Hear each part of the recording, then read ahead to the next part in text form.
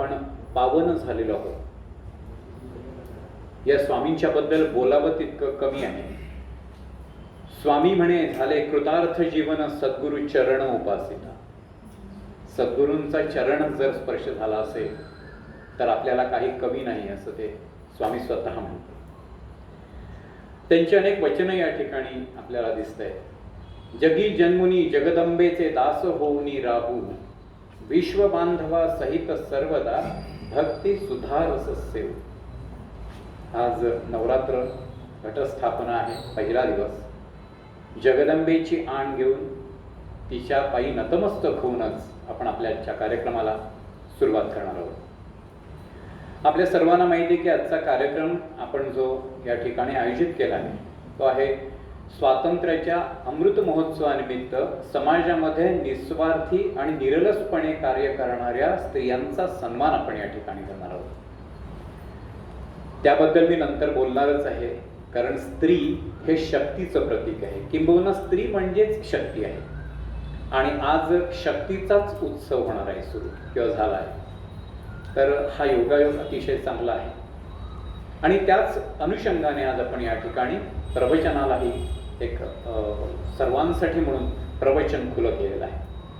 खरं सांगायचं तर प्रवचनामधून आपल्याला आध्यात्मिक ठेवा किंवा आध्यात्मिक माहिती मिळणार असते, आणि म्हणून याच्या अनुषंगाने प्रवचन हा महत्त्वाचा भाग ठरतो.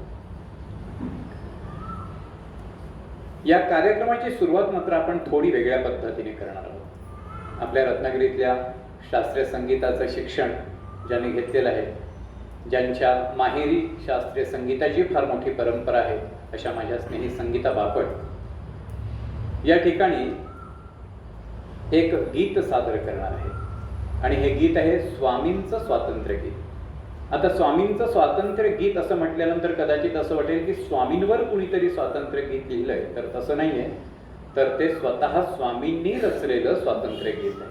ते गीत सादर करण्यासाठी येत आहेत सौभाग्यवती संगीता बापट.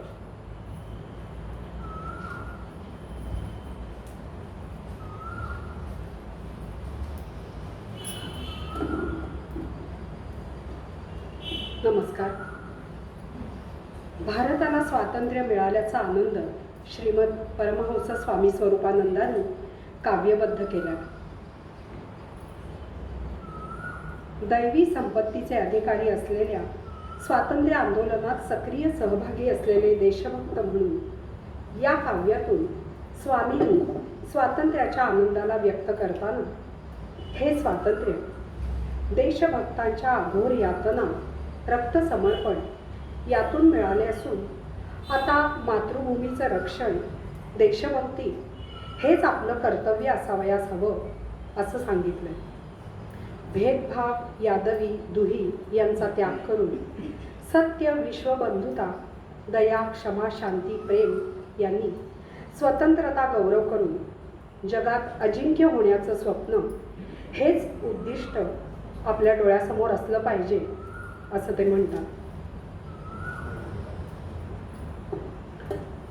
वैभवात हे निशाण उंच उंच फडकू दे, मातृभूमी रक्षणार्थ व्हा पुढे, चला पुढे. तोडू दी तडाड घोर पारतंत्र्य शृंखला, जाहला स्वतंत्र आज हिंद देश आपुला. ह्या ध्वजार्थ सांडुनी रणात रक्ता फुले, धन्य स्वदेश भक्त जे कृतार्थ जाहले. या ध्वजार्थ हो किती अघोर यातना किती, धन्यतेन झालिती परंतु मान खालिती.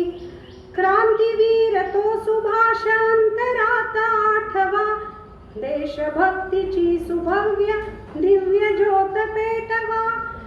तो नकोच भेदभाव, यादवी नको दुही, एक होऊनी अजिंक्य व्हा जगात सर्वही.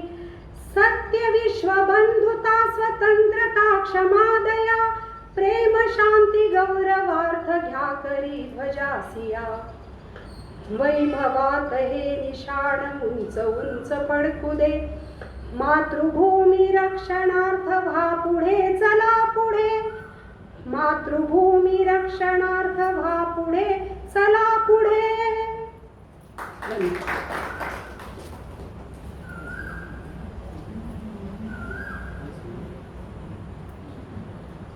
देशभक्तीची आस असलेले आणि स्वातंत्र्य सेनानी असलेले असे हे स्वामी स्वरूपानंद.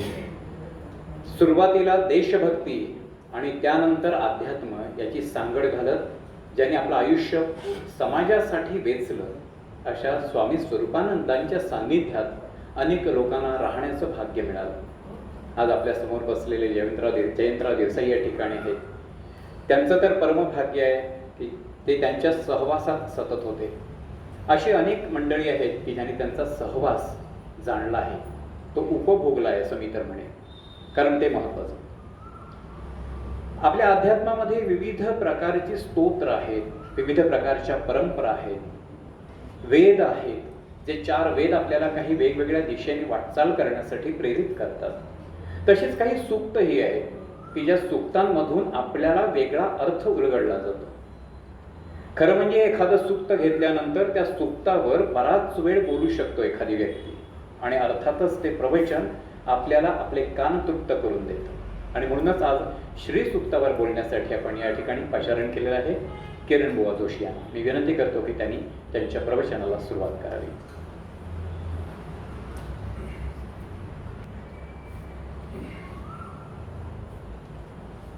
हे स्वागत सुरू असतानाच आम्ही त्यांचा परिचय करून देणार आहे.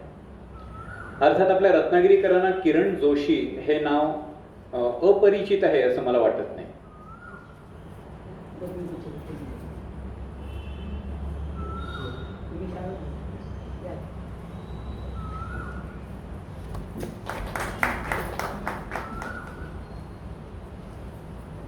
शाल, श्रीफळ, पुष्पगुच्छ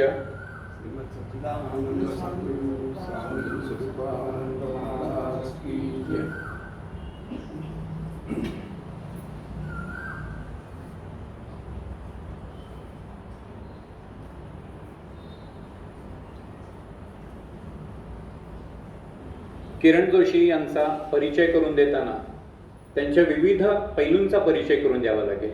म्हणजे नुसतं किरण जोशी आणि त्यांचा परिचय असं चालणार नाही. याचं कारण असं आहे की किरण जोशी एक उत्तम प्रवचनकार आहे, किरण जोशी एक उत्तम कीर्तनकार आहे, किरण जोशी एक उत्तम अभिनेता आहे, किरण जोशी एक उत्तम शिक्षक आहे.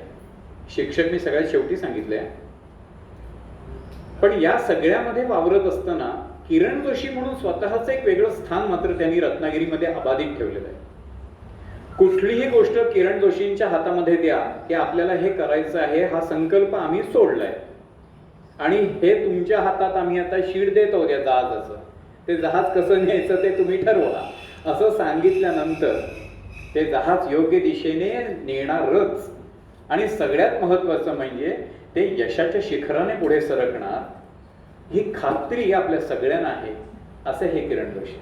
किरण जोशींची जर वारसा बघितला, परंपरा जर बघितली तर त्यांच्याकडे कीर्तनाची परंपरा आहे, प्रवचनाची परंपरा आहे आणि त्या परंपरेतूनही त्यांनी यापुढे हे प्रवचनाचं एक कार्य सुरू ठेवलेलं आहे. मी त्याच्याही सगळ्यात शेवटी असं सांगितलं होतं की किरण जोशी एक शिक्षक आहेत. सगळ्यात महत्वाचं म्हणजे शिक्षक सगळेच असतात, परंतु गुरुकुल पद्धतीने मुलांना शिक्षण घेता यावं यासाठी तळमळणारा हा रत्नागिरीतला सगळ्यात महत्वाचा माणूस आहे असं मला वाटतं. आपल्याकडे जोग सर अशा पद्धतीने तळमळीने काम करणारे होते आणि त्यानंतर मला वाटतं गुरुकुल पद्धतीने मुलांना घडवण्याचं कार्य हे किरण जोशी आता करत आहे. तर असे हे चतुरस्र व्यक्तिमत्व आहे. आपण ऐकूया त्यांच्याकडून श्रीसूक्ताविषयी. प्रभु निर्विघ्नं कुरु मे देव सर्वकार्येषु सर्वदा. या कुंदेन्दु तुषारहार धवला, या शुभ्रवस्त्रामृता, या वीणावरदण्डमण्डितकरा, या श्वेतपद्मासना, या ब्रह्माच्युत शङ्करः प्रभृतिभिर्देवैः सदा वन्दिता. सा मां पातु सरस्वती भगवती निःशेषजाड्यापः. मूकं करोति वाचालं पङ्गुलं गैदेगिरिं, यत्कृपातमं वन्दे परमानन्दमाधवं. गुरुर्ब्रह्मा गुरुर्विष्णु गुरुर्देवो महेश्वरः, गुरुर्साक्षात् परब्रह्म तस्मै श्रीगुरवे नमः. नमो देवी महामाये विश्वोत्पत्ति करे शिवे, निर्गुणे सर्वभूतेषु मातः शङ्कर कामदे. त्वं भूमिः सर्वभूतानां प्राणः प्राणवता सुधा, धी श्रीकान्ति क्षमा शान्ति श्रद्धा मेधा धृती स्मृती तमुदिते अर्धमात्रासी गायत्री बिहारती सदा जया च विजया धात्री लज्जा कीर्ती स्पृहा दया पुंडलिका वरदेव हरि विठ्ठल श्री ज्ञानदेव तुकाराम पंढरीनाथ महाराज की जय श्री स्वामी स्वरूपानंद महाराज की जय जय जय रघुवीर समर्थ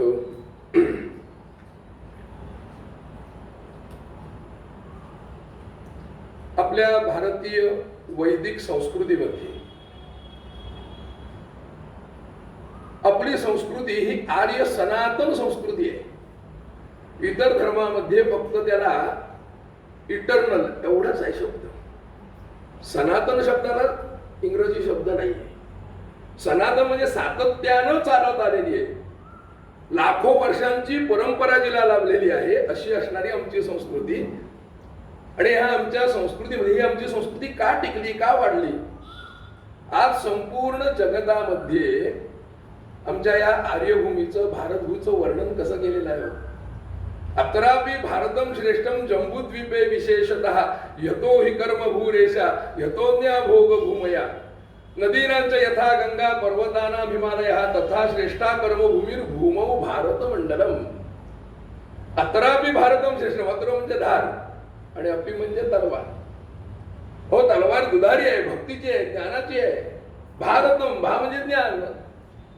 श्रेष्ठम जम्बूद्वीपे विशेषतः, या जम्बूद्वीपामध्ये, आणि त्याचं स्मरण तर आम्हाला रोज आहे. सकाळी ज्यावेळेला आम्ही सकाळी संकल्पपूर्वक पूजा करतो त्यावेळेला जम्बूद्वीपे भरतवर्षे भरतखंडे रामक्षेत्रे बुद्धावतारे दंडकारण्ये देशे गोदावऱ्या दक्षिण दिग्भागे शाली वाहनसखी, म्हणजे जनी जनी आमच्याकडे पराक्रम गाजवले ना त्या सगळ्यांची नावं त्याच्यामध्ये आहे. लक्षात घ्या. आणि यतो ही कर्मभूरेशा, कर्म करण्याची भूमी आहे. यतोन्या भोगभूमया, एक भारतभूमी सोडून बाकी सगळ्या भूमी या भोगभूमी आहेत. आणि आमची भूमी त्यागाची आहे. तू काय देशील ही विचारणारी परंपरा त्यांची आहे. आणि तुला काय हवंय, तुला काय देऊ, तुझ्यासाठी काय करू ही विचारणारी संस्कृती आमची आहे. म्हणून एवढी आक्रमण झाली तरी आज आम्ही आमचं स्वतःचं स्वत्व टिकवून आहोत. याचं कारणच हे आहे पण आमची संस्कृती सनातन आहे. मग अशा या सनातन संस्कृतीमध्ये मी जन्माला आलो, हे माझं भाग्य नाही का हो? या जम्बूद्वीपामध्ये, या भरतखंडामध्ये मी जन्माला आलो, हे माझं भाग्य नाही? नाथ महाराज म्हणाले भरतखंडी नरदेह प्राप्ती हे तो परमभाग्याची संपत्ती. माझं भाग्य आहे म्हणूनच ह्या भरतखंडामध्ये मी जन्माला आलो, की जी आमच्या रामकृष्णांच्या पुनीत पदस्पर्शानं पावन झालेली भूमी आहे.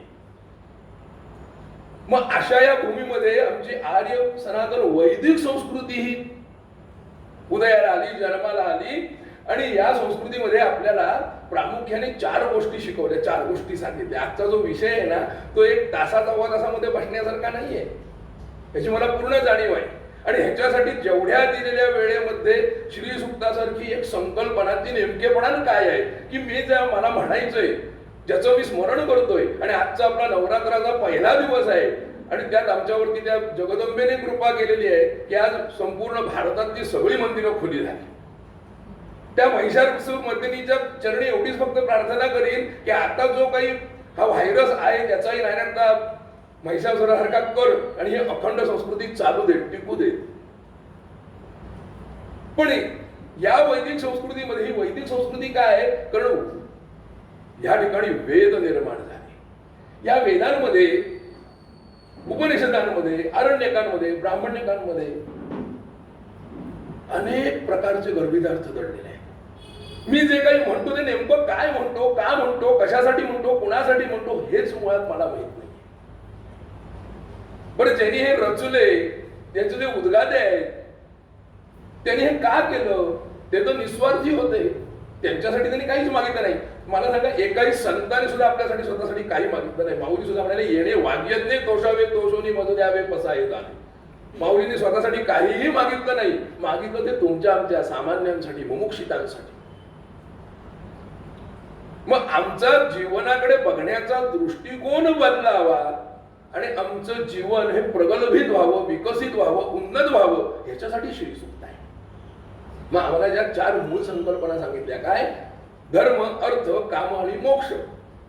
त्या 4 संकल्पना आम्हाला सांगितल्या, 4 आश्रम आम्हाला सांगितले, 4 वेद आम्हाला सांगितले. म्हणजे प्रत्येक, आपण जर भगवद्गीतेचा सांख्ययोग लक्षात घेतलं तर आपल्याला ह्या संख्याशास्त्राचं सगळ्या गोष्टी लक्षात येतील. पण हे जे काही सगळं सांगितलं ह्याच्या पाठीमागे धर्म, अर्थ, काम आणि मोक्ष. आता मानवाचा भौतिक विकास होत असताना, आध्यात्मिक विकास होत असताना, आध्यात्मिक, आधिदैविक आणि आधिभौतिक हे 3 टप्पे आहेत. पण आधिभौतिकाचा विकास हा आपण प्रापंचिक माणूस जास्त प्रकारे करतो आणि या मनुष्य प्राण्यासाठी हा सगळा विकास, ही सगळी उत्क्रांती होत असताना प्रामुख्याने ज्या 2 गोष्टींची, पुरुषार्थांची आपल्याला गरज भासते ती म्हणजे अर्थ आणि मोक्ष. मोक्ष म्हणजे काय? कुठे मिळाला मोक्ष? कुठच्या बाजारात मिळतो मोक्ष? ही संकल्पना काय आहे? मी जीवनामध्ये जे काही सगळं केलं ना त्याचा मला मिळालेला नितांत आनंद, जीवनाच्या उत्तर आयुष्यामध्ये अंथरुणाला खेळल्यानंतर, सगळी गात्र गलित झाल्यानंतर जर माझ्या डोळ्यात पश्चात्तापाचे अश्रू येणार असतील तर मी जीवन आनंदाने जगलो का? हा विचार आम्ही प्रत्येकाने केला पाहिजे. पण मी जर श्रीसुक्त म्हणत असेल, त्याचा गर्भितार्थ लक्षात घेत असेल ना, तर लक्षात घ्या की त्या मृत्यूला सुद्धा मी हसत सामोरं जाईन. आता जे आम्ही क्रांतिकारी गीत ऐकलं सुरुवातीलाच, म्हणजेच आम्हाला महाराजांनी काय शिकवलं, काय सांगितलं आम्हाला त्यांनी? अरे जीवनातल्या अंतिम टप्प्यामध्ये, कारण जो निर्माण झाला, जे जे उपजे ते ते नासे, नासे तेही पुनर्पितीचे, घटिका यंत्र जैसे परिभ्रमिका माऊली म्हणायला सांगून गेले. पण अर्थ मला कळला का? त्यासाठी नामदेव महाराज म्हणाले, एक तरी ओवी अनुभवावी. अरे एकदा त्या पद्धतीनं जगून बघ, अनुभव घेऊन बघ. मग हा जीवनाचा आनंद जर माझ्या चेहऱ्यावर जाताना सुद्धा, कारण मुळात मृत्यू ह्या संकल्पनेला, कोणी काय, तुम्ही काय, मी काय, इतर प्राण्यामध्ये काय, मृत्यू ह्या संकल्पनेला घाबरतात. पण आम्हाला संतांनी काय शिकवण दिली, आमच्या वैदिक संस्कृतीने काय शिकवण दिली? अज्ञानम नाम मृत्यू हो. अज्ञान हेच मृत्यूचं कारण आहे. जो खरा ज्ञानी आहे तो हसत हसत जाणार आहे. लक्षात घ्या. मग त्या पद्धतीने ते हसणं, ते चिरकाल टिकणं, दुसऱ्याला, माझ्या स्वतःच्या जीवनाबरोबर, माझ्या आनंदाबरोबर इतरांनाही माझ्यापासून आनंद देणं, व्यष्टी आणि समष्टीची पातळी, व्यक्तिगत पातळी आणि विकसित पातळी, समाजाची पातळी. कारण I also part of the society, मी सुद्धा एक समाजाचा घटक आहे, मी समाजासाठी काही देणं लागतो. ही जी भावना आहे ना, हा दृष्टिकोन आहे ना, हा दृष्टिकोन आम्हाला श्री सूक्त शिकवतो. लक्षात घ्या. त्यामुळे अशा प्रकारचा जर अर्थ माझ्या जीवनात नसेल ना, तर ह्या अर्थ शब्दाच्या, ह्या 2 अर्थ ह्या शब्दाच्या मध्ये फक्त न टाकावा लागेल आणि जीवन अनर्थ होऊन जाईल. लक्षात घ्या. अनर्थ ओढवल्याशिवाय राहणार नाही. मग अशा प्रकारची जी संस्कृती आहे की जिथे माझा समाजाचा उत्कर्ष आहे, समाजाची समृद्धी आहे, समाजाची शांती आहे. आज मला सांगा, आज आमच्याकडे विपुल प्रमाणामध्ये संपत्ती आहे, ज्याला आम्ही लक्ष्मी म्हणतो. विपुल प्रमाणात आहे. पण विपुल प्रमाणात असलेली संपत्ती जिला आम्ही लक्ष्मी म्हणतो, ती आम्हाला सुख प्राप्त करून देते का हो? काही वेळा ती आमच्या दुःखालाच कारणीभूत होती. आम्ही म्हणताना, आरोप करताना करतो की लक्ष्मी चंचल आहे. हो, लक्ष्मी चंचल नाहीये, लक्ष्मीवान चंचल आहे. आपण जर रघुवंश वाचला, रघुवंशाचा 5वा सर्ग वाचला, 6वा सर्ग वाचला, तर त्या अजराजाच्या 7 पिढ्या लक्ष्मी चालत आलेली आहे, चिरकाल टिकलेली आहे, अनपगामिनी लक्ष्मी आहे. ती का टिकली? त्याचे 3 टप्पे विकसनाचे जे महत्वाचे आहेत ना, तेवढे जरी आज आपण आपल्या प्रवचनातून लक्षात घेतले तरी खूप आहे. प्रत्येक मंत्रावर आणि मंत्रातल्या प्रत्येक शब्दावरती एक एक प्रवचन होईल. लक्षात घ्या. इथे मला किती येतं हे सांगायचं नाही, पण त्याच्या पाठीमागचा असणारा आमच्या पूर्वसुरींचा, आमच्या वैदिक ऋषींचा जो विचार आहे ना, तो आम्ही लक्षात घेतला पाहिजे.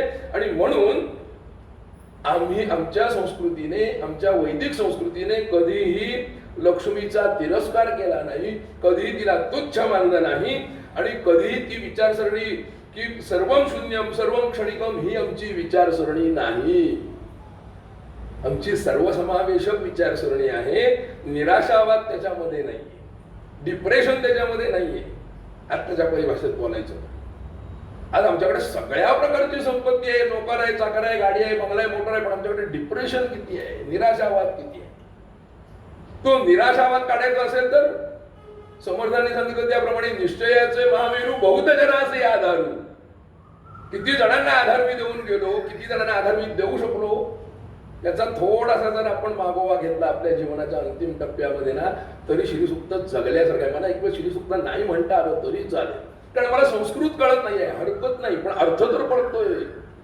जीवनात अनर्थ ओढवण्यापेक्षा अर्थ समजून घेतला आणि तेवढं जरी ऐकलं, तेवढं जरी वाचलं, तरी जीवन वाचेल, दुसऱ्याला आनंद मिळेल. त्यामुळे आपल्या भौतिक समृद्धी बरोबर आपलं आत्मिक सौंदर्य आम्ही फुलवलं पाहिजे. आणि हे जे आत्मिक सौंदर्य आहे की मी कोण आहे, मी कसा आहे, मी मनुष्य प्राणी इतर प्राणी मात्रांना आहे का हो? अर्थ ही संकल्पना इतर प्राणी मात्रांसाठी आहे का? मोक्ष ही संकल्पना इतर प्राणी मात्रांसाठी आहे का? अजिबात नाही. ती फक्त मनुष्य प्राण्यासाठी आहे. कारण पाप पुण्य समायुक्त नरयोनिषु जायते. पाप पुण्य समान झाल्यानंतर मनुष्य देह प्राप्त झालेला आहे. मग ह्या मनुष्य देहाची त्याने सच्चिदानंद पदवी घेणे एवढा अधिकार राहिला आणि कृपावलोकेन दिला. मग सच्चिदानंद स्वरूप असणारा भगवंत तेवढा आनंद जीवनातला. कारण हा आनंद नावाचा जो काही घटक आहे ना, हा कुठच्याही जगाच्या बाजारात कितीही पैसे टाकले तरी विकत मिळत नाही. कारण ते आत्मिक सौंदर्य आहे, तो आत्मानंद आहे की जो आमच्या वैदिक ऋषी मुनींकडे होता. ते आत्मानंदात होते, स्वानंदात होते, स्वानंद तृप्ती आहे. आणि ते जे तेज आहे ना त्यांच्या चेहऱ्यावरचं की मी भोगलं आणि इतरांनाही दिलं. त्यामुळे लक्ष्मीचे हे 3 टप्पे फार महत्वाचे आहेत: देणे, भोगणे आणि सांभाळणे. त्यामुळे आज आमच्याकडे यज्ञ नावाची जी संकल्पना आहे, त्या यज्ञ नावाच्या संकल्पनेमधून ह्या सगळ्या गोष्टी जन्माला आल्या. कारण अग्नी कधी निर्माण झाला? अगदी मनुष्य जेव्हा अगोदरच्या रूपामध्ये आदिमानव रूपापासून जर आपण विचार केला तर तो इतिहास मी इथे मांडत नाहीये, पण जसा तो उत्क्रांत होत गेला तसं तसं त्याच्या लक्षात आलं की ह्या आजूबाजूच्या निसर्गामधून ज्या अनेक प्रकारच्या शक्ती आहेत, वादळ वारा आहे, पर्जन्य आहे, अग्नी आहे, की ह्याच्यापासून आपल्याला भय आहे.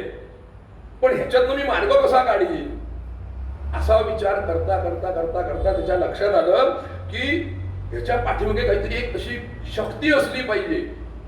ती आदिम आहे, ती निर्गुण आहे, ती निराकार आहे. मग ती जी असणारी शक्ती आहे, निर्गुण निराकार असणारी आदिम शक्ती आहे, त्या निर्गुण निराकार असणाऱ्या आदिम शक्तीलाच आमच्या वैदिक पूर्वसुरींनी, आमच्या वैदिक ऋषींनी आई म्हणून हाक मारला. का आई म्हटलं? एकदा आई म्हटलं का नाही की आपण काहीही न मागता आईकडनं मिळत असतं. लक्षात घ्या, काही मागितलं नाही. आमचे आचार्य त्या जगदंबेच्या दरवाजात उभं राहिले आणि भिक्षा देहीच्या पार्वती म्हणाले. कसली भिक्षा पाहिजे होती त्यांना? त्यांनी केलेली जी प्रार्थना आहे ना, अर्चना आणि प्रार्थना या 2 शब्दांमध्ये फरक आहे. अर्चना म्हणजे भिक्षा आहे, पण भीक नव्हे. भिक्षा म्हणजे भीक नव्हे, हेही लक्षात घ्या. पण जी प्रार्थना आहे, जी तळमळीने केलेली आहे, जी अंतरातून आलेली आहे, आत्मस्फुरणातून आत्मस्फुल्लिंग चेतावून जी बाहेर आलेली आहे, अशी जी अनेक प्रकारची प्रार्थना आमच्या वैदिक पूर्वसुरींना सुचली, मिळाली, दिसली, ती त्यांनी ही अग्निसंस्था आमच्यामध्ये निर्माण झाली. आता हा अग्नी आहे का नाही?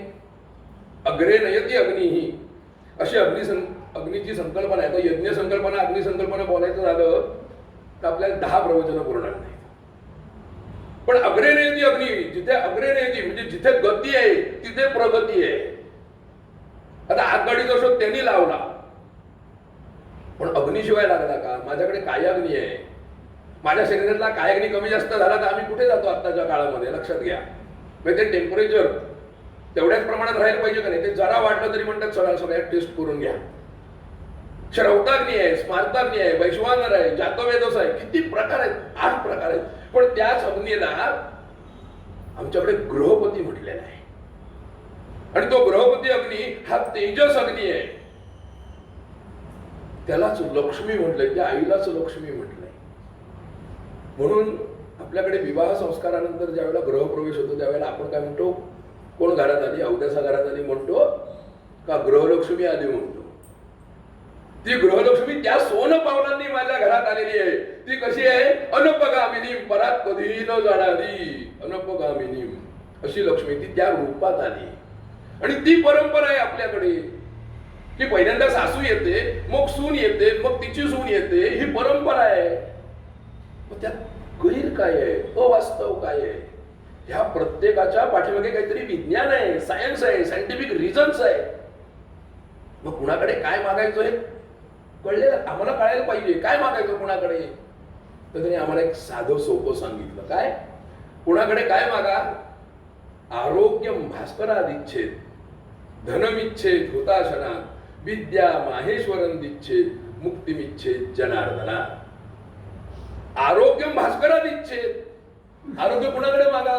भास्कराकडे मागा. का मागावं भास्कराकडे? सूर्य, लक्षात घ्या, सूर्य आणि पृथ्वी हे पती पत्नी आहेत. आणि ज्या वेळेला मी एक ओम मित्राय नमः म्हणून एक नमस्कार घालतो, त्यावेळेला त्या सूर्याचं आणि त्याची असणारी पत्नी जी पृथ्वी आहे, ह्या दोघांचं मिलन माझ्या एका नमस्कारामुळे होतंय. आणि त्याचं ते प्रतिकात्मक रूप, सूर्यबिंब उजाडताना बघा आणि सूर्यबिंब मावळताना बघा, ते कसं आहे, लाल आहे. ते प्रतिकात्मक रूप त्याचं माझ्या कपाळावरती घेऊन मी फिरतो. म्हणून इथे मी टिकली नाही, कुंकू लावायचं आहे. अनेक गोष्टी आहेत त्याच्यामध्ये, की माझी जी आदिम शक्ती असणारी लक्ष्मी माता आहे ना, ती नवलंकाराने युक्त आहे. ते नवलंकार काय आहेत? ते नवलंकार आणि 9 संस्कार आम्हाला जे सांगितलेले 16 संस्कार, त्या 16 संस्कारांतले पहिले 9 संस्कार, गर्भाधानम, पुंसवनम, सीमंतम, जातकर्मज, हे पहिले 9 संस्कार स्त्रीला सांगितलेले आहेत. त्या अग्नीला ग्रहपती असं म्हटलेलं आहे. का म्हटलेलं आहे? विवाह संस्काराच्या वेळेला असणारा जो लाजाहोम आहे, त्या अग्नीचं नाव काय आहे? उपनयन संस्काराच्या वेळेला जो अग्नी आहे, त्या अग्नीचं नाव काय आहे? घरात ज्याला आम्ही वैश्वानर म्हणतो, तिथे वैश्वदेव केला जातो, पितृयज्ञ केला जातो, त्या अग्नीचं नाव काय आहे? त्या प्रत्येक अग्नीतनं निर्माण होणाऱ्या ज्वाळेचं पाठीमागची संकल्पना काय आहे? ती पिवळी ज्वाळ काय सांगते, ती निळी ज्वाळ काय सांगते, ती हिरवी ज्वाळ काय सांगते, ती लाल ज्वाळ काय सांगते?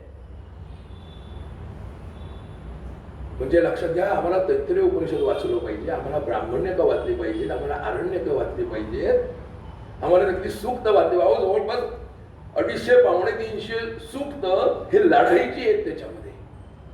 मग ज्या वेळेला मला लढाईसाठी उतरायचे, म्हणजे आम्हाला आमचे वेद लढाई करायला शिकवतात का? नाही. तुकाराम महाराज म्हणाले, लढाई करणं, एकाला मारणं आणि दुसऱ्याला जिंकणं ही अपेक्षा नाहीये. मग काय, रात्रंदिनामा युद्धाचा प्रसंग, एक मन सांगताय आपण प्रवचनात जाऊ आणि दुसरं सांगताय जाऊया नको. हा जो द्वंद्व आहे ना, विजय मिळवायचा आहे. हे मनातलं द्वंद्व आहे, हे बुद्धीचं द्वंद्व आहे, हे विचारांचं द्वंद्व आहे. जिथे विवेक आहे तिथे विचार आहे, तिथे विवेक आहे, तिथे विनय आहे. मग कोणाचा जय व्हायला पाहिजे? सद्वृत्तींचा जय व्हायला पाहिजे. म्हणून पण माझं आरोग्य त्याप्रमाणे असलं पाहिजे का नाही? म्हणून त्याला मित्र म्हटलंय. मित्राय नमः. रवय नमः. रवय म्हणजे घुसळणे. साधं सोपं गोष्ट आहे. शरीरातलं सगळं रक्त घुसळून निघालं पाहिजे, व्यायाम केला पाहिजे. आत्ताचं विज्ञान काय वेगळं सांगतंय का? नाही म्हणाले शुगर कमी जास्त होते, तुम्हाला जर ते पाहिजे असेल तर म्हणाले जरा तुम्ही रोज व्यायाम केला पाहिजे. मग मी ते गंमत लक्षात घ्या, मला कोणावर टीका करायची नाहीये, पण आमच्या पूर्वसुरींनी जे सांगितलं ते जर आम्ही लक्षात घेतलं ना, तर मला 5,000 रुपये भरून सगळ्या प्रकारच्या टेस्ट करून सगळे रिपोर्ट नीट आहेत हे लक्षात घेऊन मग तुमचं कोलेस्ट्रॉल आणि शुगर नीट राहण्यासाठी मग तुम्ही व्यायाम केला पाहिजे, मग मॉर्निंग वॉक आणि इव्हिनिंग वॉक केला पाहिजे, त्याच्यासाठी बाटाचे शूज घेतले पाहिजेत, म्हणजे एक ट्रॅक पॅन्ट घेतली पाहिजे आणि वर टी शर्ट घेतला पाहिजे. म्हणजे ते 5,000 आणि ते 8,000 रुपये घालवल्यानंतर आम्हाला कळतं की मला व्यायाम केला पाहिजे. Double underline. पण पैसे गेल्यानंतर मला कळलंय याचं कारण, what is the difference between price and value. ज्याला क्रयमूल्य नाही त्याला आमच्या ह्या जीवनात अर्थशास्त्र आहे श्री सूक्तामध्ये. कारण श्री म्हणजे शक्ती आहे. ही शक्ती मला कशातनं मिळणार आहे? श्री राम म्हणतोय, श्री कृष्ण म्हणतोय, श्री गणेश म्हणतोय. पण त्याच्या सुरुवातीला म्हटलेलं ना, अस्य श्री रामरक्षा स्तोत्र मंत्रस्य बुध कौशिक ऋषी श्री सीतारामचंद्रो देवता. सुरुवातीला आहे. म्हणजे श्री ही शक्ती आहे, म्हणजे अर्धांगिनी ही शक्ती आहे. म्हणून ती ग्रहलक्ष्मी आहे. पण आम्हाला त्याची व्हॅल्यू नाही कळली, कारण ते फुकट सांगितलंय ना आमच्या पूर्वसुरींनी. मी कोणत्याही डॉक्टरांवर टीका करत नाहीये, मी कोणत्याही सिस्टीमवर टीका करत नाहीये, पण जे मला फुकट सांगितलंय, फुकट ते पौष्टिक. आम्ही त्याचा जर कधी विचार केला तर मग आरोग्यम भास्करात इच्छेत, आरोग्य सूर्याकडे मागायचंय. पण गंमत काय आहे, सकाळ तिच्या उगवतीच्या काळ्या मुलांना जीवन देणारा तो, पण लक्षात राहिला तो त्याचा माध्यान्नीचा ताप. मधुसूदन कालेलकर म्हणाले चांदणेमध्ये. मग तो माध्यान्नीचा ताप फक्त आमच्या लक्षात राहिला, कारण जीवनातला ताप असाच आहे ना. कशाला ह्या प्रपंचात पडलो, कशाला ह्या संसारात पडलो, अशी उद्विग्नता जर मला निर्माण होणार असेल तर मी काय राहिलोय प्रपंचात? तो प्रपंच मी आनंदाने करेन का? नाही. पण आमचे संत म्हणाले, अवघाची संसार सुखाचा करीन, आनंदे भरीन तिन्ही लोक. याची संकल्पनाच ही आहे, फक्त शब्द वेगळे आहे. धनविच्छेद होता क्षणात, धनाची अपेक्षा हुताशन म्हणजे अग्नीमध्ये करायचे, अग्नीकडून करायचे. म्हणजे देवदेवता आणि मानव यांच्यामधला जो दुवा आहे ना, तो दुवा म्हणजे अग्नी आहे. धर्मविच्छेद हुताशनात विद्या माहेश्वरन दिच्छेद. भगवान शंकरांजवळ विद्या मागायचे, विद्या माहेश्वरन दिच्छेद आणि मुक्तिविच्छेद जनार्दन. पण मुक्तिविच्छेद, ती मुक्ती मिळवण्यासाठी माझा सगळा ऑडिट रिपोर्ट जीवनाचा एकदा तयार झाला ना, की माझं आत्मिक सौंदर्य काय आहे, माझं भावनिक सौंदर्य काय आहे, ह्या सगळ्या गोष्टी तिथे टॅली केल्या जातात आणि मग आमचा रिटर्न दाखल होतो. मग ते पुनरपी जननम पुनरपी मरणम का यद्गत्वान निवर्तन्ते तद्धाम परमम मम. परत तिथनं नाही येणं नाही. ही जी काही अवस्था आहे ना, त्याला मोक्ष म्हणतात. म्हणून तो आत्मिक आनंद.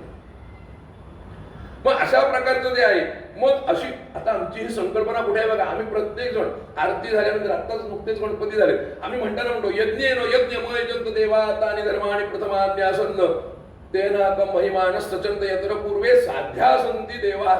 साध्य झालं का? पण तानि धर्माणि, माझा धर्म काय आहे? धर्म म्हणजे कुठची जात नाही हो. मी मनुष्य देहाला जर आलो तर माझा मनुष्य देह म्हणून पहिला प्राथमिक धर्म काय आहे? माझा पती म्हणून धर्म काय आहे? माझा पत्नी म्हणून धर्म काय आहे? माझा पुत्र म्हणून धर्म काय आहे? ही भावना आमच्या मनामध्ये निर्माण होणं ही फार महत्वाची गोष्ट आहे. कारण एवढी स्थिमित आमची नाहीये. ह्या अग्नीलाच गृहीत धरून लक्षात घ्या. पण अग्नीची देवता रुद्र सांगितलेली आहे. हे 11 प्रकारचे रुद्र आहेत. म्हणजे आणखीन किती सखोल विषयाची डेप्थ किती आहे बघा. किती मांडू आणि किती बोलू. फक्त बरोबर सांगतो की ज्या विषयाने जायचोय ना, तो विषय नेमका कुठे नेतोय, मला काय सांगतोय, मला काय सूचित करतोय. मग त्या अग्नी नारायणाला, नारायण म्हणजे सुद्धा रुद्र आहे आणि रुद्र म्हणजे सुद्धा नारायण आहे. दोघही एकच आहे. इथे आता मला तुम्ही कीर्तनकार बुवा म्हणून म्हणताय, प्रवचनकार बुवा म्हणून म्हणताय, पण मी कोणाचा तरी भाऊ आहे, कोणाचा तरी पती आहे, कोणाचा तरी मुलगा आहे. एकम सद्विप्रा बहुधा वदंती, ही आमची धारणा आहे. कृण्वन्तो विश्वमार्यम, ही आमची संकल्पना आहे. आणि हा दृष्टिकोन आम्हाला कोण प्राप्त करून देतं? तर श्री सुक्त प्राप्त करून देतं. चंद्रकांत गोखले फार सुंदर म्हणाले हो, की मंदिरात गेल्यानंतर माणूस बाजारात गेल्यासारखा वागतो. 4 आठवडे आपण काही ना काही मागतो. त्याच्या पलीकडे आमचा नाहीये विचार, पण आमच्या पूर्वसुनींचा विचार त्याच्याही पलीकडे आहे.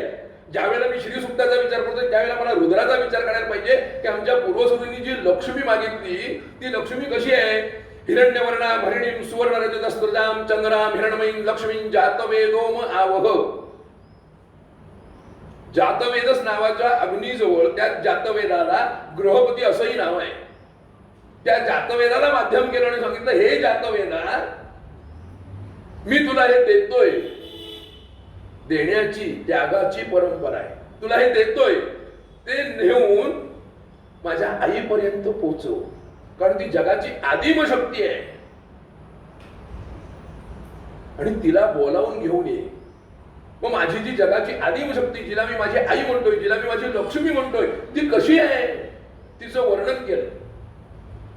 हिरण्यवर्णाम हरिणीम सुवर्णरजतस्त्रजाम चंद्राम. 4 विशेषणं लावली आईसाठी. नुसतं आई नाही म्हटलं, नुसतं लक्ष्मी नाही म्हटलं, 4 विशेषण. पण ती जी लक्ष्मीची, ज्याला आपण संपत्ती म्हणतोय, जिला आम्ही लक्ष्मी म्हणतोय, ती अनपगामिनी लक्ष्मी मला पाहिजे. ती मला पाहिजे. अनपगामिनी म्हणजे परत कधीही न जाणारी लक्ष्मी मला प्राप्त झाली पाहिजे, हे मागणं आहे. पण अशी विशेषणांनी युक्त असणारी जी आई आहे, जिला लक्ष्मी म्हणणार आहे, ती लक्ष्मी नेमकी आहे कोणती? 2 गोष्टी आहेत बघा, आता मी सांगणार आहे त्याच्यात. की अग्नी नावाची संकल्पना, ज्याला आता आपण म्हणतो ना अणू, अणू म्हणतो का नाही? हा अणू, अणू म्हणजे काय आहे? अग्नी आहे. जगाचं भस्म करण्याची ताकद त्याच्यामध्ये आहे. म्हणून दुसरं महायुद्ध जिंकलं गेलं, एक अणू टाकला. पण 4 पिढ्या बरबाद झाल्या. आजही त्याचे दुष्परिणाम भोगतायत ती राष्ट्र. आपल्याकडे अणू नाहीये, पण आपण कधी त्याचा वापर केला नाही केला. पण मुळात विश्वबंधुता हा जो संकल्प आहे, ही संकल्पना जी आहे ना, ती आमच्याकडे आहे. की माझ्या एका अविचारामुळे जर जगाचा नाश होणार असेल तर तो मला करायचा नाही. त्याच्यापेक्षा तो भयानक युद्ध, 18 अक्षौहिणींचं रक्तपात झालेलं युद्ध महाभारतातलं आम्ही अनुभवलंय, घेतलंय. आम्हाला ते सूचित करतोय की असं परत कधी वेळ येऊ देऊ नका. प्रेमाने वागा, प्रेमाने राहा. पण ह्या अणूचा योग्य प्रकारे वापर मला करता आला पाहिजे आणि तो मला सांभाळूनही ठेवता आला पाहिजे. तीही माझी लक्ष्मी आहे. पहा अणू नेमका कशा प्रकारचा आहे आणि तो कसा आहे त्याचं विस्तारित रूपही सांगितलं. आज आम्हाला ते फिजिक्स तेच शिकवतंय, बायोलॉजी तेच शिकवतंय. ज्यावेळेला पाकिस्तानने अणूचा शोध लावला त्यावेळेला त्या अणुशास्त्रज्ञांना विचारलं गेलं की तुम्हाला ही संकल्पना कुठून सुचली, कशा प्रकारे मिळाली. पण त्यांचा फायदा होता त्यामुळे त्यांनी त्या शास्त्रज्ञांवरती कुठचा बहिष्कार टाकला नाही, बहिष्कृत केला नाही, कुठची सजा दिली नाही. पण लक्षात घ्या त्यांनी सांगितलं की भारतामध्ये असणाऱ्या रुद्र नावाचं जे सुक्त आहे त्या रुद्र नावाच्या सुक्तामध्ये शंकराचार्यांचं भाष्य आहे त्याच्यावरती, त्याच्यामध्ये शेवटचा असणारा जो एक चमक एकाचमे तिसरश्चमे पंचचमे सप्तचमे नवचम एकादशचमे त्रयोदशचमे पंचदशचमे सप्तदशचमे नवदशचमे एकादशचमे त्रयोदशचमे पंचदशचमे सप्तदशचमे नवविगशत्रिशचमे एकत्रिगषट्चमे त्रयस्त्रिगषट्चमे चतस्त्रचमे ष्टौचमे द्वादशचमे षोडशचमे. बघा काय आहे, ज्याला आपण गणितामध्ये मॅथ्स मध्ये रूट म्हणतो ना, वर्गमूळ, घन, स्क्वेअर, हे जे सगळे आपण म्हणतो ना, हे सगळं त्याच्यात आहे. म्हणजे मला विज्ञान गणितही शिकवतंय, मला फिजिक्सही शिकवतंय. पण ती संकल्पना तिथे आहे, त्याच्यातनं निर्माण झाली. त्याच रुद्रामध्ये आम्हाला लक्ष्मी कोणत्या प्रकारची पाहिजे हे सांगितलं गेलं. काय ते मला माझ्या अनपगामी लक्ष्मीला माझ्या आईला बोलावून घेऊन ये, पण मला तिच्याकडनं काय पाहिजे, कुठच्या प्रकारची लक्ष्मी पाहिजे. संपत्ती वेगळी आणि लक्ष्मी वेगळी. आम्ही म्हणताना म्हणतो संपत्तीचा उपभोग आम्ही नाही घेणार, मग कोण घेणार. अरे संपत्तीला लक्ष्मी म्हटलेला आहे आणि संपत्तीचा उपभोग घेऊ शकत नाही आपण. नाही म्हणाले असो का, कारण आपल्याकडे लक्ष्मी पूजन सांगितलेलं आहे ना. मग लक्ष्मीला जर माता मानलोय आणि जर तिचं मी लक्ष्मीपूजन करणार असेल तर माता उपभोग्य आहे.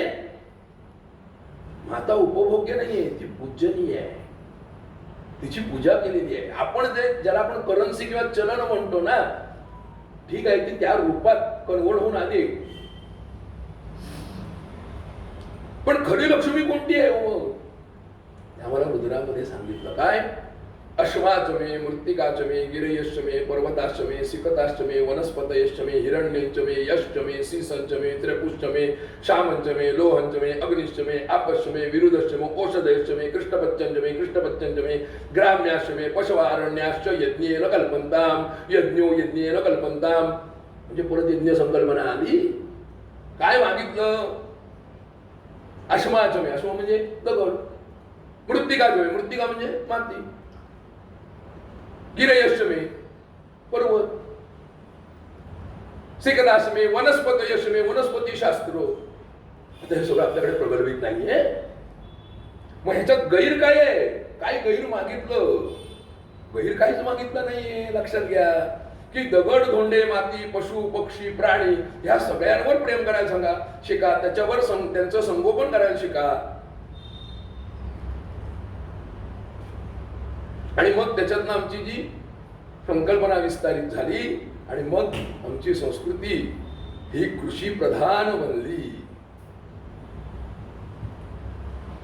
लक्षात घ्या, आपण जर अथर्ववेदाचा दुसरा तिसरा चौथा पाचवा सहावा खंड जर वाचला तर त्या खंडामध्ये गोशास्त्र काय हे सांगितलेलं आहे. कुठच्या प्रकारची गाय, 7 ते 8 प्रकार गायीचे दिलेले आहेत. तिचं पालन पोषण कसं करावं हे सांगितलेलं आहे.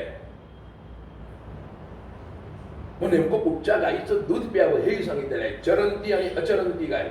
चरंती म्हणजे जी सूर्याच्या प्रकाशामध्ये फिरणारी गाय आहे, तिचं दूध प्या म्हणाले. फक्त जागेवर उभं राहून पोशिंद्यासारखं खाणं खाऊन भरपूर दूध देणारी गाय, तिचं दूध पिऊ नका. ह्याचं कारण त्यातनं रोगिष्ट प्रजा जन्माला येणार आहे. काही चूक सांगितलं. असं म्हणतात की गायीच्या दुधामध्ये म्हणाले सुवर्ण आहे म्हणून ते पिवळसर दिसतं. आहे, गोशास्त्र वेगळं आहे. कधीतरी वेळ आली तर बोलेन त्याच्यावरही. आपण जर गायीच्या पाठीवर हात फिरवला ना तर तिच्या मणक्यावरती असा एक मधोमध भोवरा असतो बघा,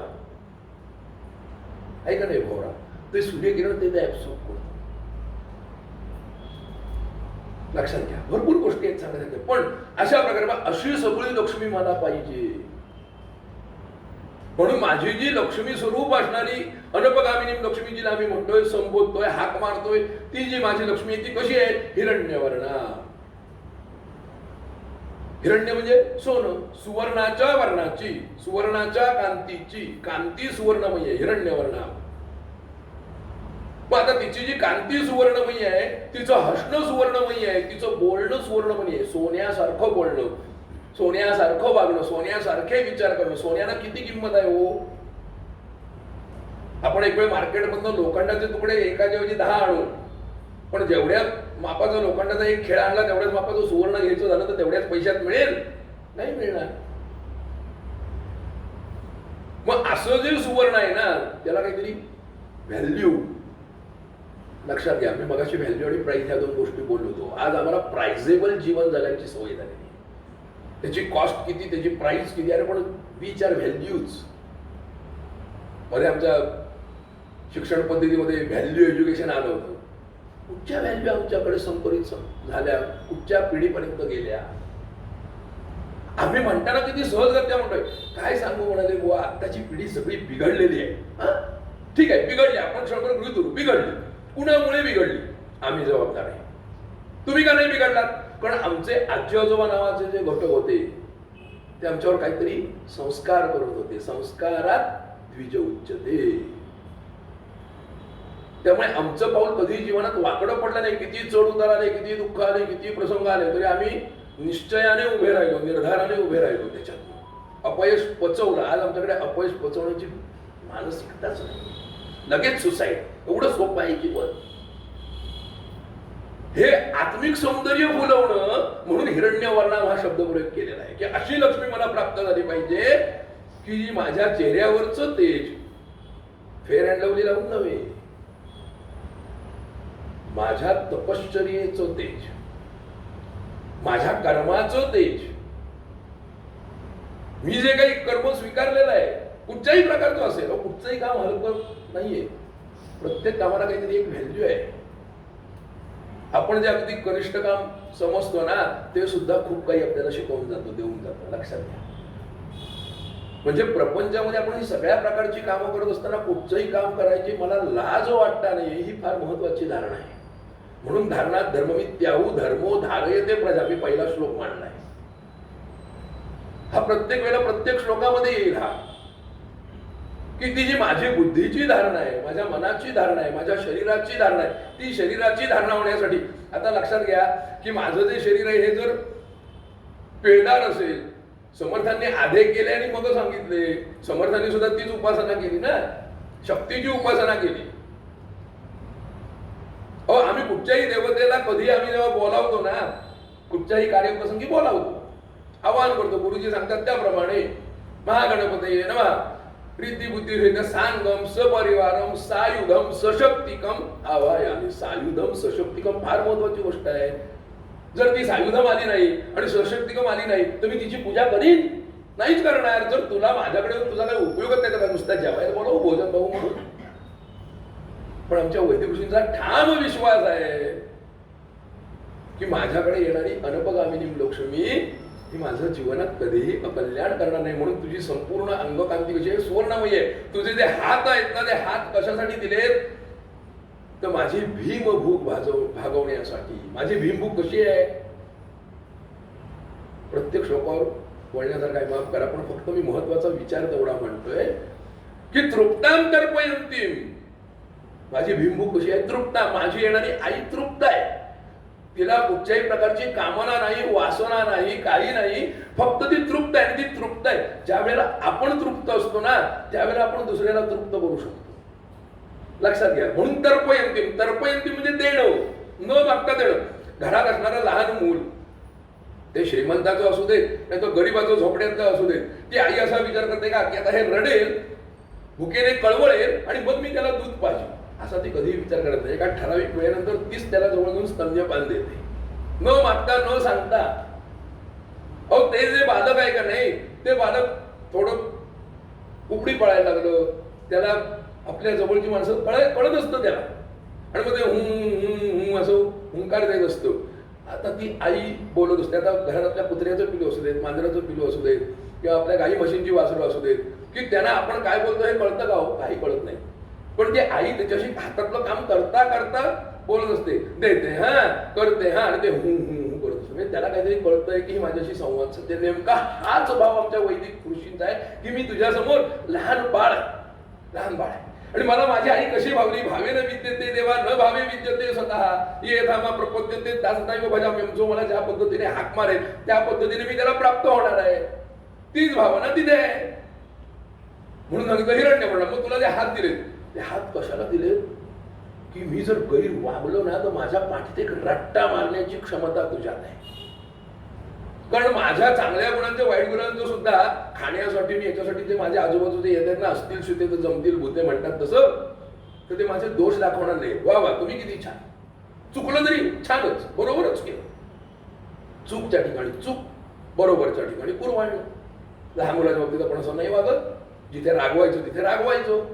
त्याने काही केलं तरी आपण वा छान केलं जसं म्हणतोस का, कपाटातनं पैसे चोरलेस का, वा छान. आज काय एक सिगरेट ओढलीस का, वा छान. आज काय गुटखा खाल्लास का, वा छान. असं म्हणतो का, नाही म्हणत. एक रट्टाच देतो की हे वाईट आहे, हे नाही करायचं. मग आई तुझे हात सुवर्णमयी आहे, हिरण्यवर्णम. का तुझी नजरही तशीच आहे, करारी आहे, निश्चयी आहे. उभारा निश्चयाने, कर मी आहे तुझ्या पाठीशी. हा आशीर्वाद आहे. त्यामुळे तुझी नजर सुद्धा कशी आहे, हिरणमयी, हिरण्यवर्णमय. अशा प्रकारची भावना. आणि तिच्यात मारायला ना आवाज नसतो. अचानक बघा आपण असं म्हणतो की अरे केवढं ते घराणं होतं, काय एकेकाळी तिथे रेलचेल होती, आणि आज मग अशी दयनीय अवस्था का आली. कारण तिचा मिळालेला तडाखा. मी सुरुवातीला सांगितलं की अर्थाचा विनियोग जर योग्य प्रकारे नाही केला की तिथे अनर्थ निर्माण होतो. तो अनर्थ झाला. 7 पिढ्या बसून खातील एवढं असणार, एक पिढी आता जगताना मुश्किल आली. का? पण तिचा बसलेला तडाखा. जागा हो, हे चुकलंय. म्हणून तृप्ताम तर पहिली माझी भूक कशी आहे, भीम भूक आहे. आयुष्यात मी कितीही मिळवलं तरी मला ते पुरं पडतं. म्हणून सुरुवातीला सांगितलं की लक्ष्मी चंचल नाही, लक्ष्मी वान चंचल आहे.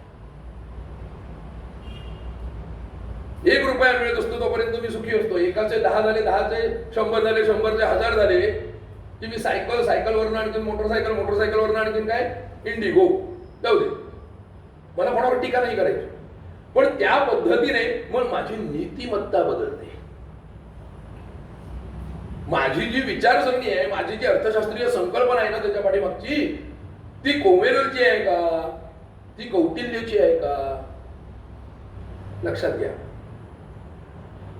पण त्या आमच्या अर्थशास्त्राला इथिक्स, नीतिमत्तेची जोड, नीतिशास्त्राची जोड, तत्वज्ञानाची जोड दिलेली आहे. कोमेरलची नाहीये, कौटिल्यची आहे. काय सांगितलं आम्हाला, ते शास्त्र आम्ही लक्षात घेतलं पाहिजे. धर्मस्य मूलम अर्था, अर्थस्य मूलम राज्यम, राज्यस्य मूलम इंद्रिय निग्रह, आणि इंद्रिय निग्रहस्य मूलम वृद्धोपसेवा. माझ्या घरामध्ये माझे आई वडील ही माझी सगळ्यात मोठी संपत्ती आहे. आज जगामध्ये कितीही पैसा वापरला ना तरी सगळ्या गोष्टी मिळतील, पण आई वडील मिळणार नाहीत. पण आज आम्ही त्यांना घराच्या बाहेर काढायला निघालोय. आज आम्ही त्यांना डस्टबिन म्हणून म्हणायला लागलोय. किती ऱ्हास झालाय आमच्या व्हॅल्यूजचा, लक्षात घ्या. श्रीरामांचा राज्याभिषेक झाला, राजसिंहासनावरती बसले आणि विचारले आणि म्हणाले, महाराज आता तुम्हाला सगळी सुख प्राप्त झाली. हा शब्द ऐकल्यानंतर आमचे श्रीराम घळघळ घळघळ रडू लागले. अरे म्हणाले, आता सगळ्यात मोठा ऱ्हास झाला. हा असं कसं म्हणाले? हो, अरे जेव्हा म्हणाले मी युवराज होतो ना, खुशाल बागडत होतो, कुठची जबाबदारी नव्हती, आणि राज्याबरोबर माझी जबाबदारी घेणारे माझे माता पिता माझ्या जवळ होते. आज माझे माता पिता माझ्या जवळ नाही, माझी काळजी कोण करणार?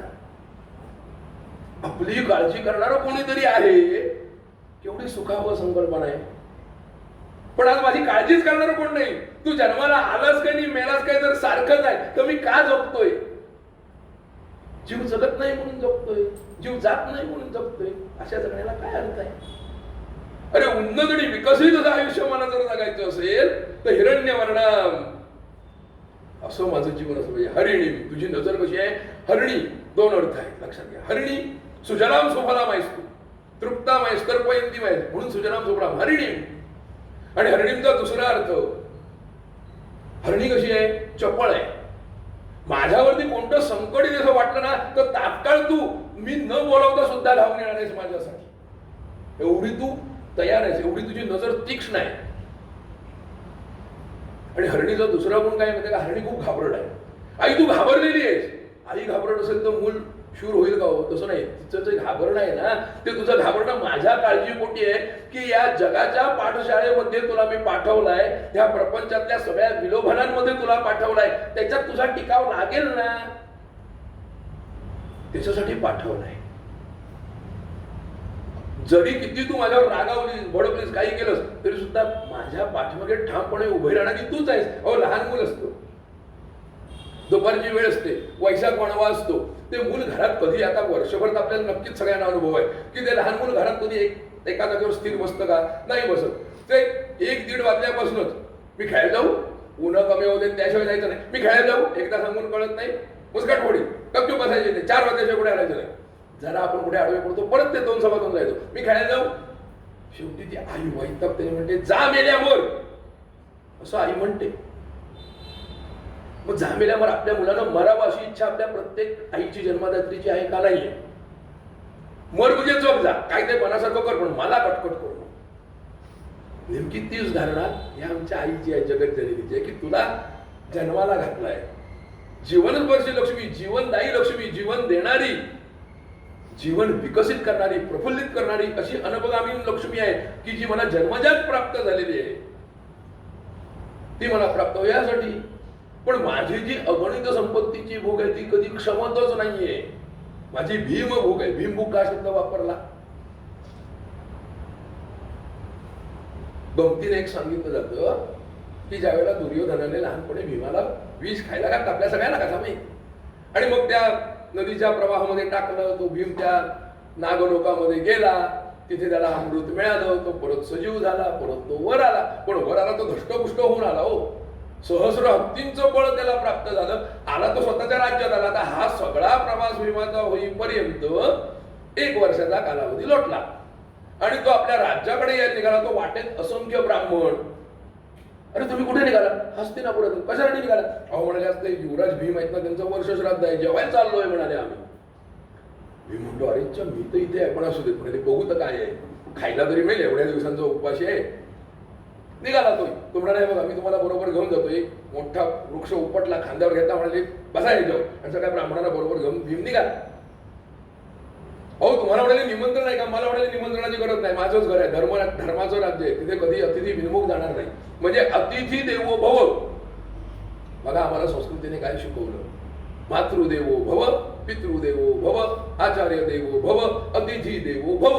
भव म्हणजे आहे, पण अतिथीला जेवायला घालून काय फुकटचं खेळायला म्हणाले आमच्या घरात. मला तरी आठवतं की आम्ही इथे लहानपणी, लहानाचे मोठे आम्ही इथे झाल्यामुळे ना, श्रावण महिन्यात संपत शनिवारी आम्ही जोग सरांकडे जेवायला असायचो. शनिवारचं, सोमवारचा ब्राह्मण आणखी कोणाकडे जेवायला असायचो की अतिथी म्हणून, त्याला बटू म्हणून, ब्राह्मण म्हणून भोजन घालतो. देणे, मगाशी सांगितलं ना, देणे, भोगणे आणि सांभाळणे, ते दातृत्व माझ्याकडे असलं पाहिजे. या ना, म्हणून सणामध्ये, व्रतवैकल्यांमध्ये दक्षिणा देणे, दान करणे म्हणून सांगितलं. दान म्हणजे भीक नाही, द्यायचंय की जिथे कुठच्याही प्रकारची अपेक्षा नाही असं द्यायचंय.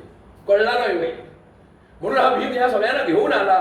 सगळ्यांचं ब्राह्मण भोजन सुरू झालं. सगळे ब्राह्मण आपल्या श्राद्ध कर्मामध्ये तृप्ता अस्महा असं म्हणून उठतात. हा काय उठायला तयार नाही, खातोय खातोय खातोय. सगळ्या लाडवांच्या टोपल्या संपल्या, सगळ्या प्रकारचे केलेले भात संपले, करायचं काय? आणि असं जर विनमुख तृप्तास्मा न म्हणता जर हा ब्राह्मण गेला तर ती लाजीरवाणी लांछनास्पद गोष्ट आहे. कुंती मातेला ही गोष्ट कळली. कुंती माता म्हणते, ठीक आहे, बघितलं त्याच्याकडे बलदंड शरीर, म्हणाले हा कदाचित माझा भीम असावा. पण आता म्हणाले याला भीम म्हणून ओळखायचं कसं? म्हणाले लहानपणापासून म्हणाले मला ह्याची सवय ठाऊक आहे. मी केलेले एवढे एवढे 5 लाडू छोटे, किती खाल्लं तरी ते 5 लाडू खाल्ल्यावर तो तृप्तीची ढेकर द्यायचा. म्हणून हिने स्वतः ते तूप, पीठ वगैरे सगळं घालून, पिठी साखर वगैरे घालून 5 लाडू छोटे तयार केले, घेऊन पाण्यात वाढले कुंतीने. आता कुंती माता समोर आल्यानंतर भीम बघतो, डोळ्यातनं घळघळ असून येते, पण दाखवणार कसं आईच्या समोर? आईच्या समोर रडणार कसं? अरे देवाच्या समोर जाऊन रडायचं असतं का? देवाच्या समोर जाऊन रडायचं नसतं, देवासाठी रडायचं असतं. हे आम्ही विसरतो. देवासमोर जाऊन रडतो, देवासमोर नका रडू. देवा तुझलाचे दुःख सांगावे, हे बरोबर आहे. शेअर करायचंय, दुःख सांगावे. आम्ही त्याच्यावर चेपतो, हे कर नाही तर पाण्यात बुडवी. तसं नाही होईल. पण भीमाने ते अश्रू लपवले आणि ते 5 लाडू 5वा लाडू पोटात गेला, पाणी पेलेली तृप्तीची ढेकर दिली. हा भीम आहे म्हणाले. तृप्ताम तर्पयंती, माझ्या हातचा लाडू खाल्ल्यानंतर भीमाचं समाधान झालं. आई तुझी एक कृती, मायेने नुसता डोक्यावर हात फिरवलास ना तरी मी तृप्ताम आहे. कारण तू कामना वासना रहित आहेस, तू निर्गुण निराकार आहेस, पण तू सगुण साकार माझ्यासाठी झालीस. माझ्या डोक्यावर मायेने हात फिरवलास, बस काय पाहिजे आणखीन मला? एवढंच मागणं मागितलं. मग अशी हरिणी सुवर्ण रजतस्त्रजा, जिच्या हास्यातनं सुद्धा सुवर्णस्त्र होतं. आता बघा, तुम्ही आम्ही लहान होतो, संध्याकाळी शाळेतनं घरी आलो, दप्तर टाकलं की आपल्याला पहिला कोणता घटक नजरेसमोर लागतो सांगा? सगळ्यांनी सांगा, तुम्ही काय मी काय कोणी. आणि आज आता आपण आई बाप झालो, ते आपलं मुलं आल्यानंतर पहिलं आई कुठं आहे? बाजारात गेली. मग मी येणार तिला माहित नव्हतं. का गेली? म्हणजे घरी आल्यानंतर माझी आई मला दिसली ना, ती कशी मळकटलेली असू देत, ती कशी कळकटलेली असू देत, ती किती कामात व्यस्त असू देत, ती किती आजारी असू देत, पण आईला बघितल्यानंतर त्याला तृप्तता झाली का नाही? झाली. मग आम्ही नाकारू शकतो? मग यात गैर काय आहे? श्री सुक्तांना मांडलेला हा विचार गैर आहे, सायंटिफिक नाही आहे. ती सायकोलॉजिकल स्टेज तिथे मांडलेली आहे, मग त्यात गैर काय आहे?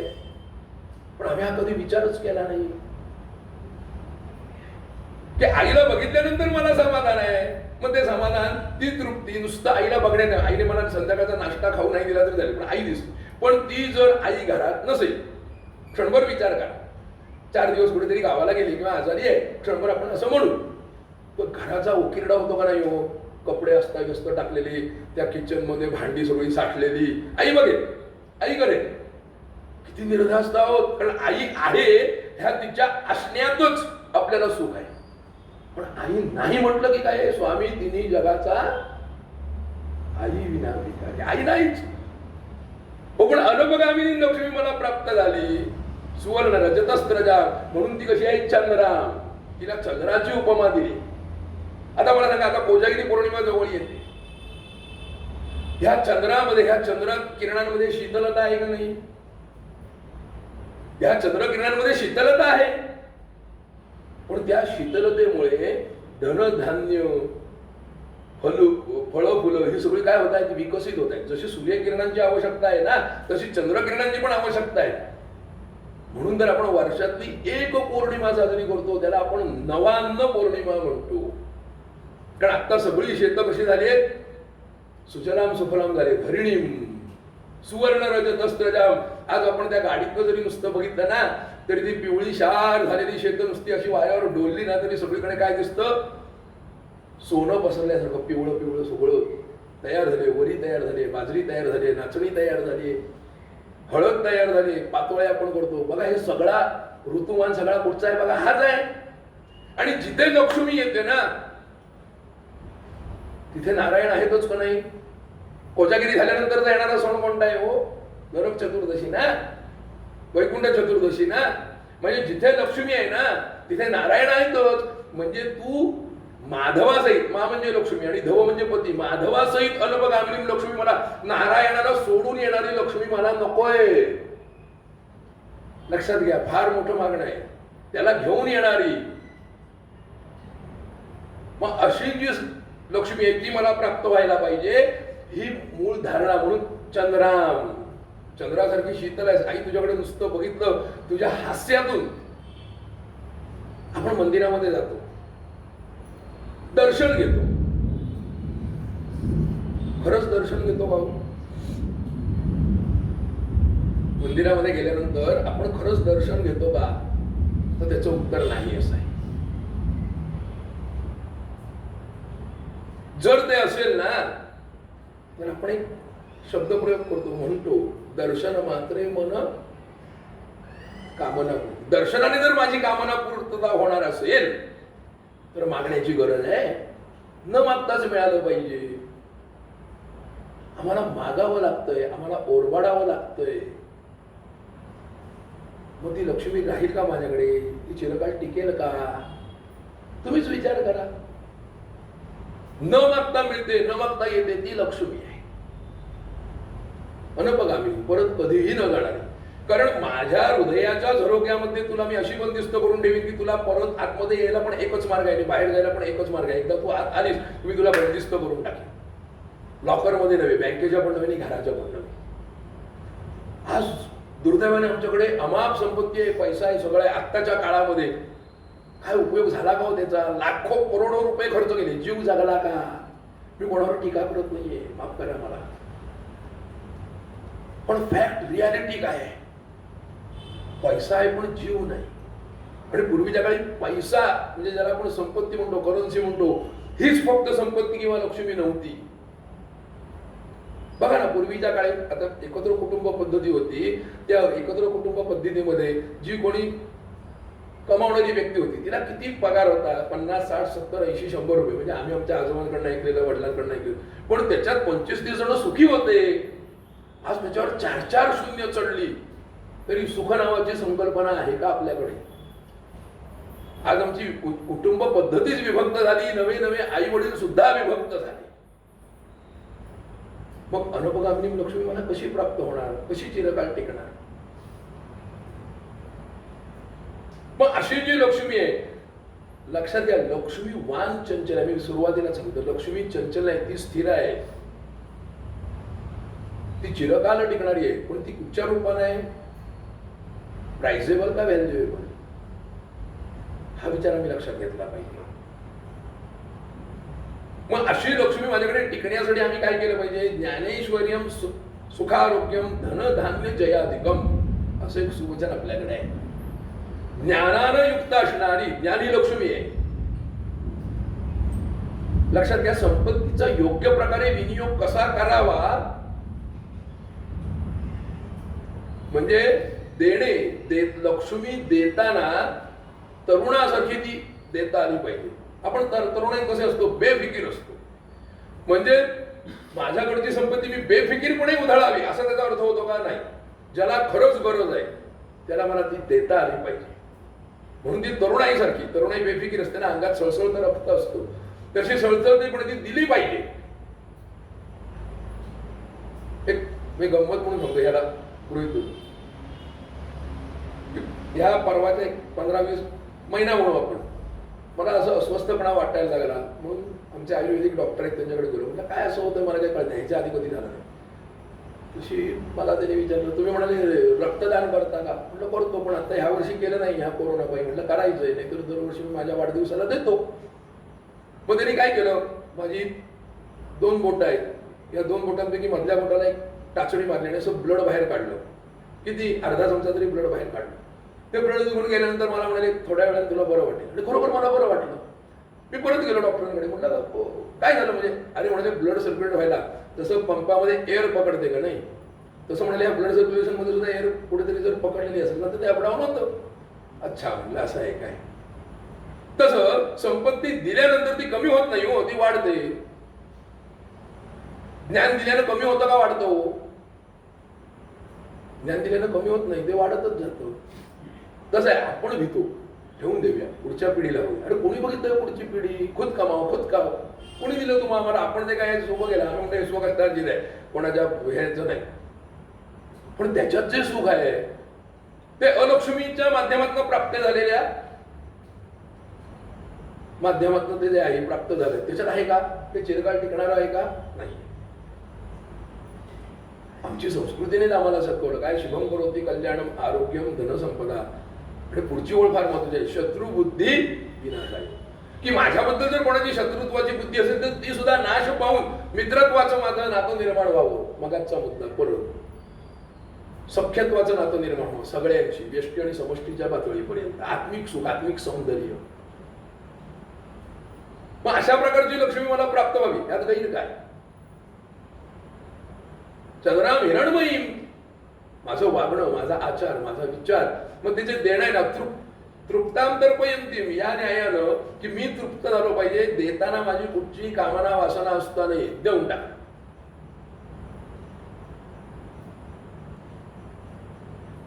गोपालकृष्ण आणि अर्जुन रथातनं चालले होते आणि अर्जुनाने गोपालकृष्णाने विचारलं की दातृत्वाच्या बाबतीत तुम्हाला करणं एवढं माझ्यापेक्षा सरस वाटतो का?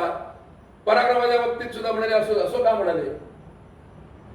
ठीक आहे, हा बघा समोर म्हणाले सोन्याचा डोंगर आहे, गावातल्या लोकांना आणि सांग की हा खणून तुम्ही घेऊन जा. अर्जुन गेला गावात, सांगितलं आणि उभा राहिला, मी इथे उभा आहे, तुम्हाला पाहिजे तेवढं सोनं घेऊन जा, पण मी उभा आहे ह्याच्यात मध्ये अहंकार आहे. माणसाकडे अहंकार नसावा का? हो, अहंकार जरूर असावा. हा अहंकार कशात दिसतो माहितीये का? हस्तिनाद प्रबोधिनीम श्रियं देवी उपवये श्रीर्मादेवी जुषदाम कांसोस्मिताम हिरण्य प्राकाराम आर्द्रांजलींतीम तृप्ताम दर्पयंतीम. इथे तो अहंकार दिसतो. माणसाकडे अहम असला पाहिजे, स्वतःचा स्वत्व आत्मसन्मान आपण टिकवायला नको का? पण आत्मसन्मान टिकवणं आणि अहंकार निर्माण होणं या दोन्ही गोष्टी भिन्न आहेत. नंतर अर्जुनालाच बरोबर घेतला, कर्णाला बरोबर घेतला. आले कर्णाला तेच सांगितलं. कर्ण गावात गेला, हा डोंगर सोन्याचा आहे, तुमच्यासाठी ठेवलाय, पाहिजे तेवढा म्हणून घेऊन जा. येऊन रथात बसला, चला म्हणाले. दोन्ही गोष्टीत फरक होता. अर्जुन उभा राहिला होता, घेऊन जा, मी आहे इथे. आणि कर्ण हा घेऊन टाका, घेऊन जा. कळलं नाही, देऊन टाकलं. या कानाचं त्या कानाला कळलं नाही. दान किती केलं, कोणाला दिलं, कधी दिलं, कसं. पण ते दान सात्विक असलं पाहिजे, सात्वाच्या विचाराचं असलं पाहिजे, सुयोग्य प्रकारचं असलं पाहिजे, तिचं सुयोग्य नियोजन असलं पाहिजे. हे अर्थशास्त्र आहे. म्हणजे श्री सुद्धा मला अर्थशास्त्र शिकवत आहे, नीतिशास्त्र शिकवत आहे, तत्वज्ञान शिकवत आहे, जीवन कसं जगायचं याची दिशा मला देत आहे. जातवेदो मावहा, हे जातवेदा जा आणि माझ्या अशा असणाऱ्या अनपगामिनी लक्ष्मीला बोलावून घेऊन ये. कुणासाठी? माझ्यासाठी. का? मला ती का प्राप्त व्हायला? माझ्यासाठी मी मागतोय. मी म्हणजे कोण? हो आहे. लक्षात घ्या, जर त्या प्राप्त लक्ष्मीतनं मला जर सगळा शृंगार करायचा असेल आणि बेताल वागायचं असेल, तर दुसऱ्या महायुद्धात विजयी ठरलेलं फ्रान्सचं राष्ट्र सुद्धा जर्मनीकडनं लगेच पाडाव झाला 8 दिवसात. का? याचं कारणच ते की शृंगारिक नाही, ह्याच्यात कुठचाही बिभत्स शृंगार नाहीये. बरं, ह्या लक्ष्मीबद्दल अनेक कथा आहेत, अनेक प्रकारच्या कथा आहेत या लक्ष्मीबद्दल. ती म्हणाले समुद्र मंथनातून निर्माण झाली. अशा अनेक प्रकारच्या, जवळजवळ 12 ते 14 प्रकारच्या कथा आपल्याला वेदांमध्ये वाचायला मिळतील. पण त्याच्यातला महत्वाचा जो मतिदार्थ आहे तो हा आहे की मला प्राप्त झालेली जी लक्ष्मी आहे, कुठची? आरोग्यम भास्करादिचे. माझं आरोग्य फार मोठी संपत्ती आहे. मला व्यवहार साधण्यासाठी किंवा मला व्यवहार करण्यासाठी जे काही निमित्त आहे ना, साधन, ते साधन म्हणून ती साधन संपत्ती म्हणून मी ज्याला म्हणतोय ना व्यवहारी, ती करन्सी इट्स ओके परंतु पण त्याच्यावर सुद्धा, त्या करन्सीवरती सुद्धा जे सिम्बॉल आहेत ते कोणते आहेत बघा हो. घोडा आहे आणि बैल आहे. का?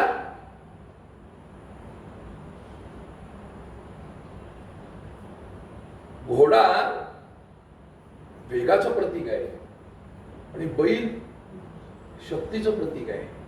आता बघा, ही वरती आमच्याकडे मोटर फिरते, आम्ही कशात मोजतो तिचा वेग? Horse power. पॉवर म्हणजे शक्ती. मग अशी अनिर्वचनीय अनपगामिनी बसणारी जी लक्ष्मी आहे ती शक्ती रूपात मला प्राप्त होते. ती दिसत नाहीये पण ती जाणवते. आम्हाला गुरुत्वाकर्षणाचा सिद्धांत सांगायला शास्त्रज्ञाची गरज होती का? मग तो सांगण्याच्या अगोदर झाडावरनं पडणारं फळ काय वर जात होतं का? पण ते वरून खाली पडण्याच्या पाठीमागे जी काही लॉजिकल सिस्टीम आहे, तो जो थिसिस आहे, त्या शक्तीला त्यांनी गुरुत्वाकर्षण हे नाव दिलं. लक्षात घ्या. त्याच्या अगोदर ते वर जात होतं, ते खालीच पडत होतं. पण वरनं पडणारं फळ खाली पडतंय, पण माझी यज्ञात दिलेली आहुती कुठे जाते? ऊर्ध्वगामी जाते. अग्नी खाली जातो का? अग्नीची ज्वाळा आहुती दिल्यानंतर, गॅस पेटवल्यानंतर ज्वाळा गॅसच्या खाली भेटतात का वर भेटतात? तो कसलाही अग्नी असू दे, वर ज्वाळा जाते ना, ऊर्ध्वगामी जाते. वर घेऊन जाणारी, अग्रे नयती अग्नी, पुढे घेऊन जाणारी. जिथे गती आहे तिथे प्रगती आहे. मग अशा पद्धतीने मग हे मागणं काही गैर आहे असं मला वाटत नाही. म्हणजे आमच्या श्री सुक्ताने मला माझ्या जीवनामध्ये मी कसं असलं पाहिजे, कसं वागलं पाहिजे, कसं राहिलं पाहिजे, कसं बोललं पाहिजे, काय केलं पाहिजे, सद्विचार कोणता आहे, सदाचार कोणता आहे, विवेक कशाला म्हणतात, अविवेक कशाला म्हणतात, विनय कशाला म्हणतात, असा सर्वांग स्पर्शी असणारं जे श्री सुक्त आहे. बोलण्यासारखं पुष्कळ आहे. म्हणून वेळेचं बंधन आपण पाळलं पाहिजे. तर महिनाभर सुद्धा आपण याच्यावरती प्रत्येक विचार लक्षात घेऊ शकतो. पण माझं जीवन असं सर्वांगीण व्हावं. हस्तिनाद प्रबोधिनी, हत्तीच्या ओरडण्यानं उठणारी, हत्तीसारखा अहम असणारी, तो अहम माझ्याजवळ असला पाहिजे, तो निश्चय माझ्याजवळ असला पाहिजे. कसला? निश्चयाचे महामेरू बहुत जनासे आधारू, मी जगेन आणि दुसऱ्याला जगवेन, मी खाईन आणि दुसऱ्याला खाऊ घालीन, एवढी व्यापक दृष्टी जरी मला प्राप्त झाली तरी मी श्रीसूक्त जगलो असं म्हणायला हरकत नाही. आज या ठिकाणी स्वामी स्वरूपानंदांच्या या पुण्य पावन क्षेत्रामध्ये आयोजकांनी मला हा आजच्या घटस्थापनेच्या दिनाच्या निमित्ताने विषय मांडण्यासाठी एक संधी दिली त्याबद्दल. आणि मोर्या मोर्या मी बाळ दाने तुझीच सेवा करू काय गाणे, आपण सगळ्या श्रोतृ वर्गाने, आपण सगळे माय बाबा बहुश्रुत आहात. अहो पहिली भक्ती आपण करताय, 2 नंबरचा माल आपला आहे तो आता ह्या बाजारात चालतो का नाही बघायचा. हा, कारण पहिली श्रवण भक्ती आणि मग कीर्तन भजन प्रवचन भक्ती आहे. पण ते करण्याचा प्रयत्न केलाय, जे चांगलं आहे ते माझ्या गुरूंचं आहे, जे काही न्यून असेल ते माझं आहे. एवढं सगळं देऊन वाणीला पूर्णविराम देतो आणि थांबतो. ओम पूर्णमदः पूर्णमिदं पूर्णात् पूर्णमुदच्यते पूर्णस्य पूर्णमादाय पूर्णमेवावशिष्यते. ओम शांति शांति शांति.